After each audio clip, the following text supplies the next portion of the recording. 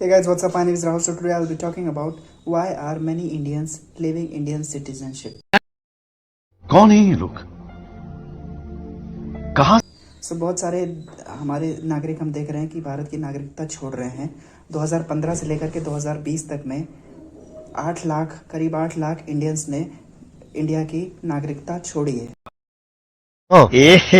रहा नहीं जाता, तड़प ही ऐसी है ना। नहीं। इसके क्या कारण है? इसके बहुत सारे कारण हैं। जैसे कि लेटेस्ट डाटा अगर हम देखते हैं जो 2021 का है, वहाँ पे हमको देखने को मिला कि 1,63,000 इंडियंस ने भारत की सिटीजनशिप छोड़ी, जिसमें से मेजॉरिटी ऑफ इंडियंस जो कि अराउंड 78,000 अमेरिका में गए। उसके बाद जो 23,000 लोग ऑस्ट्रेलिया में गए और 21,000 लोग के करीब कनाडा में गए और वहाँ की सिटीजनशिप ली। इंडिया की सिटीजनशिप क्यों छोड़ते हैं? पहला रीज़न है क्वालिटी ऑफ लाइफ। तो इंडिया में देखते हैं जैसे कि हम ह्यूज पॉपुलेशन है और जॉब्स उतनी है नहीं, तो बेटर क्वालिटी ऑफ लाइफ और बेटर एम्प्लॉयमेंट की अपॉर्चुनिटीज़ की वजह से इंडियंस बाहर जाते हैं और वहाँ की सिटीजनशिप लेते हैं। ये पहला कारण है। दूसरा कारण है करप्शन। इंडिया में बहुत ज़्यादा हमको करप्शन देखने को मिलता है। गवर्नेंस लेवल पे भी बहुत सारी प्रॉब्लम्स देखने को मिलती हैं। किसी भी ऑफिस में आप चले जाइए, छोटे से चपरासी से लेकर के बड़े बाबू तक इतना ज़्यादा घूसखोरी है, या फिर जैसे हम कहते हैं कि ब्राइबरी है, कि आपका कोई भी काम सीधे तरीके से हो नहीं सकता। कैसा लगा मेरा मजाक?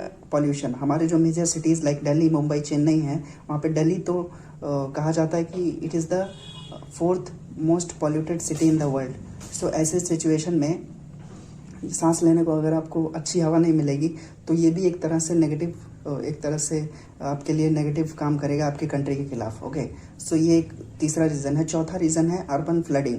हम देखते हैं कि अभी recently Delhi, half of Delhi is under floods, okay, and Mumbai also. And बात तो सही है। ये सब हमारे जो देश के बड़े शहर हैं, ये हमेशा फ्लडिंग की सिचुएशन में, मानसून के सीज़न में फ्लडिंग का सामना करते हैं। ये इस तरह के भी प्रॉपर ड्रेनेज सिस्टम ना होना या फिर प्रॉपर अर्बन प्लानिंग ना होना, इसकी वजह से भी अर्बन फ्लडिंग देखने को मिलती है। और ये भी एक तरह से नेगेटिवली इंडिया के लिए काम करता है, क्योंकि इसकी वजह से बहुत सारे इंडियंस बाहर जा रहे हैं। और प्रॉपर ड्रेनेज सिस्टम ना होना, प्रॉपर वेस्ट मैनेजमेंट ना होना, ये भी एक तरह से इंडिया को अफेक्ट करता है कि इसकी वजह से इंडियंस बहुत ज़्यादा सिटीजनशिप छोड़ रहे हैं। और एक बहुत बड़ा कारण यह है कि क्वालिटी ऑफ एजुकेशन। इंडिया में स्कूल्स में जो पढ़ाया जाता है और कॉलेजेस में जो पढ़ाया जाता है और जो इंडस्ट्री की डिमांड्स हैं, उसमें बहुत ज़्यादा वेरिएशन देखने को मिलता है। और इस वेरिएशन की वजह से जो स्टूडेंट्स हैं वो उनकी स्किल्स उतनी डेवलप नहीं हो पाती और वो इंडस्ट्री के स्टैंडर्ड्स को मीट नहीं कर पाते हैं। इस वजह से बहुत सारे इंडियन स्टूडेंट्स अनएम्प्लॉयबल हैं।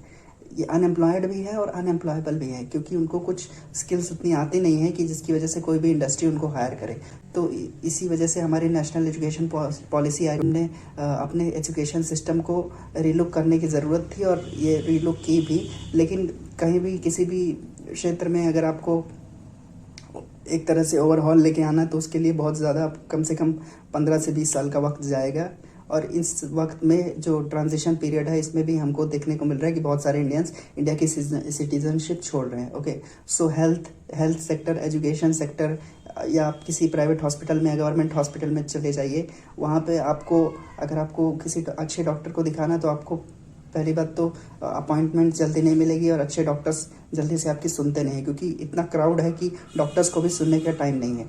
हेल्थ, एजुकेशन, इस सेक्टर में प्रॉब्लम होने की वजह से बहुत सारे इंडियंस इंडिया से बाहर जा रहे हैं और वहाँ की सिटीजनशिप ले रहे हैं। एजुकेशन, एम्प्लॉयमेंट अपॉर्चुनिटीज़ उतनी है नहीं, जॉब्स उतनी है नहीं, इसकी वजह से इंडियंस बहुत ज़्यादा बाहर जा रहे हैं। अर्बन फ्लडिंग, पॉल्यूशन, करप्शन एक बहुत बड़ा रीज़न है जिसकी वजह से इंडियंस बाहर जा रहे हैं। ये सब बहुत सारे रीजंस है जिसकी वजह से इंडियंस इंडिया की सिटीजनशिप छोड़ रहे हैं। और साथ ही साथ कुछ इंडियंस जाते हैं और फिर वापस आ जाते हैं। उसके लिए इंडियन गवर्नमेंट ने एक फैसिलिटी प्रोवाइड की है, that is OCI, overseas citizen of India.